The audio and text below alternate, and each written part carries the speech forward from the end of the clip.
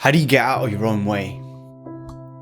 How do you turn from your biggest critic, where you're constantly beating yourself up, to becoming your biggest cheerleader? In this video, I'm going to tell you how.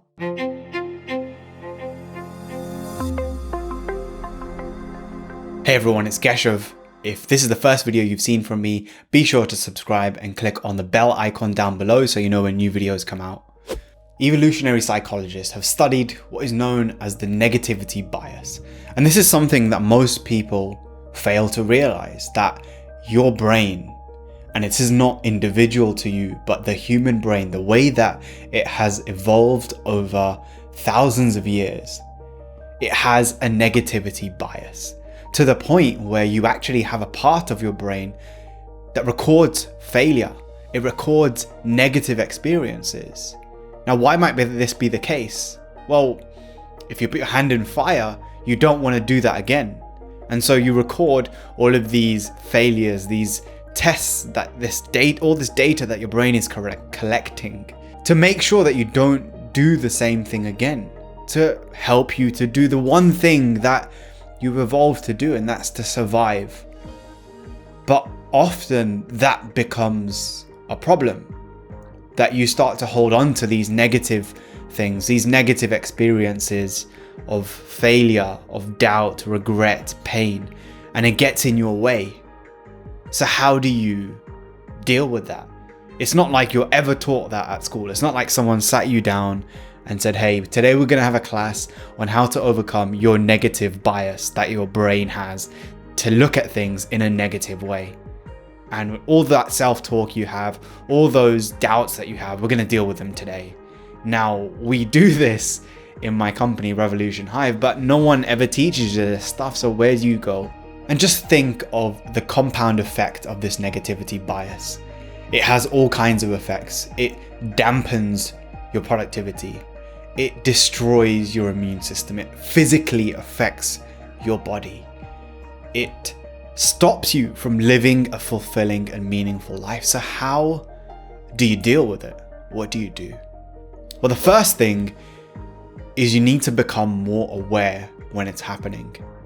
Most of the time we live day to day on autopilot. We're not conscious of the thoughts, the feelings, and the reactions that are happening at every moment. Right now, as you're watching me talk in this video, on your phone or your laptop or wherever you are, there are things happening. So the first step is to move in NLP, what is known as unconscious incompetence, to conscious incompetence. Meaning you're not aware you're doing things wrong, to then becoming aware. And awareness is always the first step, because once you notice a pattern, you can adjust, you can adapt. Just like an aeroplane, when it takes off and it's headed, let's say, from the UK to the US, it's making micro adjustments at every step along the way so that it's constantly correcting itself. And when you notice a pattern, you're doing the same thing. Like a boxer, they're practicing their drills so many times, different combinations, that they know that when the left hook comes, they're going to adjust and move out of the way without having to necessarily think about it. And that's where you move from conscious incompetence to conscious competence, and finally unconscious competence. So the first step is becoming aware of the thoughts as they appear, becoming aware of the self-talk as it appears, becoming aware of how you react when you feel that feeling or when you think that thing. When does it become an issue? Is it late at night because you've just been through a breakup and that's when you feel the pain of the loss most? Or you lost somebody close to you? Or you're worried about your finances, you're worried about your partner, you're worried about your relationships, your career, your job, you name it. But when do you notice it most? Become aware in every area. Write it in the comments down below. When do you feel it the most? When is your self-talk most negative? Because it's probably not a static thing. It probably has peaks and valleys. It probably goes up and down throughout the day. Perhaps when you're exercising or you're meditating, you don't feel it so much. But like I said, when you're hungry, you're stressed and you're tired, you feel it even more. So become aware of that. The second tip, and I got this from Dr. Kristen Neff, is self-compassion. Cut yourself some slack. You know, so often we have these massive goals. You watch videos like this to help you to become a better individual. And we create this long list of all these things that you need to get done in order to improve yourself. And if you don't complete your to-do list for the day, you feel like a failure. You start to beat yourself up. You start to think, I checked my phone too many times. I masturbated too much. I got distracted too much. I had an argument. I got emotional. And you build up this list of all the deficiencies that you had today. And then another day, and another day, and a week, and a month, and years, and then decades.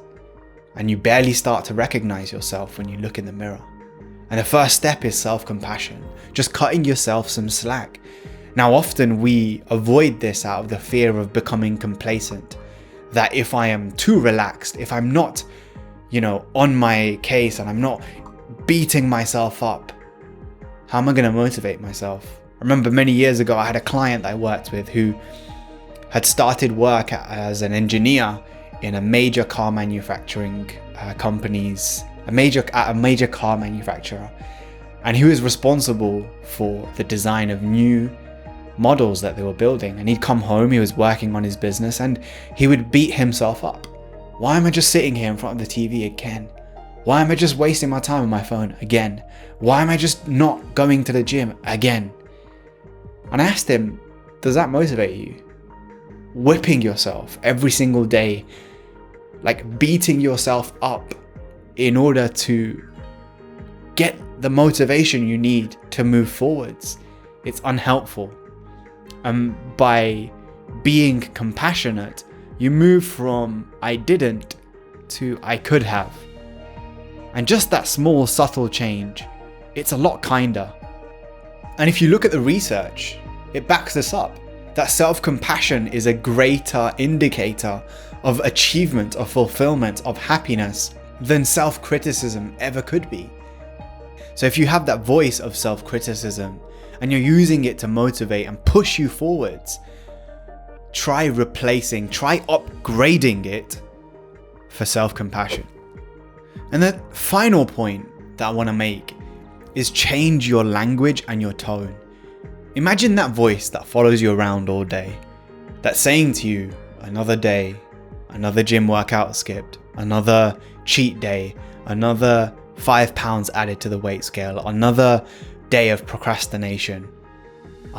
You're just so lazy. Geshav, you're just so lazy. If I followed you around for the day, I wouldn't last very long saying that to you. Immediately, you'd make sure that I'm out the room and out your life. But we accept it because the voice comes from ourselves and we're not aware of it. Now, you could believe that I'm the type of person who doesn't save money. I'm the type of person who is lazy. I'm just a lazy person. But what if you change your tone and your language? So when that voice of self-criticism appears, what I do is I try to imagine it's Donald Duck or Daffy Duck or whatever it's called talking. So I add some comedic value to the voice just to discredit it completely. Like, if somebody was talking to you like this with this weird voice, would you believe it? It loses credibility because you've made it a silly voice. And the second thing that I would recommend is changing your language from you are lazy and worthless to you're trying. Let's try again tomorrow. Imagine every single day, 90,000, 70,000 thoughts per day that you have. Most of them are on autopilot. You don't think about brushing your teeth. You don't think about tying your shoelaces. So think about all the things that you're not aware of. And we spoke about awareness earlier in the video. By changing your language from you're lazy and worthless, which is so judgmental, definitive, critical, to something a little bit kinder. You're trying your best. It's a little bit more encouraging. So you make the voices that are most critical less credible and less serious through the change in tone, imagining that it's a cartoon character. And you make the voices that are more encouraging, more prevalent, and more realistic, that you're doing better. Let's try 1% more. Let's do 1 more minute of focus. Let's do 1 minute of meditation. Because at the end of the day, self-criticism, a big part of it is because of perfectionism, because of fear, because of doubt. And a great way to disable the arms that support it, the legs that support this stool, this foundation, this building that you create every day, is to look for small improvements. Tiny changes build up over time. So what could you do? Let me know in the comments below. Is self-criticism something you're experiencing? How could you change your tone and language? What are you more aware of? When does it happen most throughout the day? And as always, when it comes to your own psychology, your own mindset, accept just only simply the best and nothing less. Dream as if you're a god. Command your psyche, your psychology, your awareness like a king or a queen.